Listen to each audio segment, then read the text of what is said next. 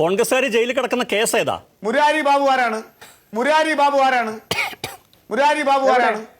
ഏത് ആരാണ്? പേര് പറയൂ. മുരാരി ബാബു CATU-കാരനാ. ആരാണ് മുരാരി ബാബു? CATU-കാരനാണ്.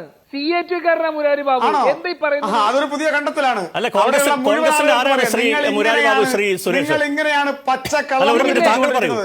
മുരാരി ബാബു ദേവസ്വം ബോർഡിലെ കോൺഗ്രസ് യൂണിയന്റെ സമുദായ നേതാവാണ്. ഇല്ലെങ്കിൽ അയ്യപ്പദാസ് പറയട്ടെ. കക്ഷി ചേർക്കണ്ട.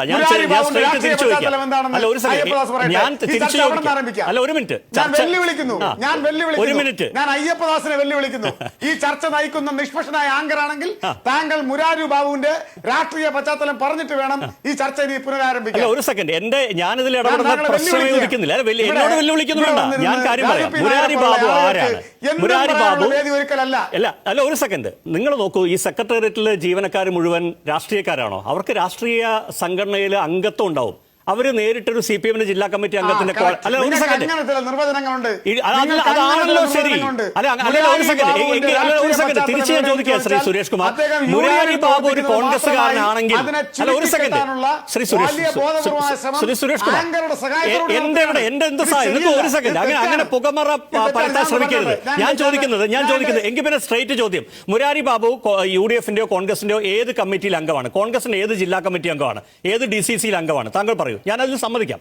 എനിക്കിതിൽ എന്താ പ്രശ്നം? അദ്ദേഹം സർവീസിൽ നിന്ന് പെൻഷൻ ആയതിനു ശേഷം നാട്ടിൽ പ്രധാനപ്പെട്ട കോൺഗ്രസ് പ്രവർത്തകനായി ഇപ്പോഴും പ്രവർത്തിച്ചുകൊണ്ടിരിക്കുന്ന ആളാണ്. എന്റെ പോയിന്റിലേക്ക് ഇനി താങ്കൾ എന്നെ കൊടുക്കാൻ ശ്രമിച്ചാണ്. അങ്ങനെ പോകാൻ താങ്കളെ സമ്മതിക്കില്ല. ഒരു സെക്കൻഡ് സുരേഷ്, അത് ശരിയല്ല. ഒരു സെക്കൻഡ്, താങ്കൾ ഇതിന് ഊരിപ്പോകാൻ നോക്കരുത്. അവൾ വിരമിച്ച ശേഷം നാട്ടിലെ കോൺഗ്രസ്സുകാരൻ, ഒരു സെക്കൻഡ്, വിരമിച്ച ശേഷം നാട്ടിലെ കോൺഗ്രസ്സുകാരൻ, ഇതാണ് മുരാരി ബാബു എന്നിരിക്കട്ടെ. ഈ ജയിലിൽ കിടക്കുന്ന പത്മകുമാർ ആരാണ്?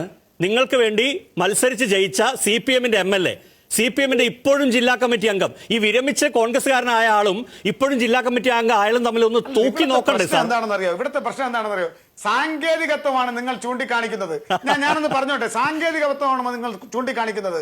നിങ്ങൾ കമ്മ്യൂണിസ്റ്റുകാരുടെ കാര്യം എടുക്കുമ്പോൾ ഒന്നുമല്ല, വസ്തുതയാണ്. നിങ്ങൾ എന്നെ ചലഞ്ച് ചെയ്തോളൂ ശ്രീ സുരേഷ് കുമാർ. ഞാൻ വസ്തുത മാത്രമാണ് പറയുന്നത്. അല്ലെങ്കിൽ താങ്കൾ പറയൂ, DCC വൈസ് പ്രസിഡന്റ് എന്ന് പറ, DCC ജനറൽ സെക്രട്ടറി എന്ന് പറ, അല്ലെങ്കിൽ ഒന്നും പോട്ടെ ഒരു ജില്ലാ കമ്മിറ്റി അംഗമാണെന്ന് പറ, അല്ലെങ്കിൽ ഒരു ബ്ലോക്ക് കമ്മിറ്റി.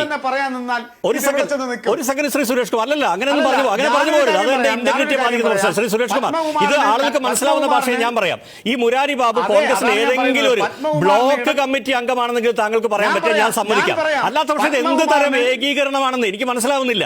ഒരു പാർട്ടിയുടെ ജില്ലാ കമ്മിറ്റി അംഗം, CPM-ന് ജില്ലാ കമ്മിറ്റി അംഗം എന്ന് പറഞ്ഞാൽ എത്ര വലുതാണെന്ന് ഈ നാട്ടിൽ എല്ലാവർക്കും അറിയാം.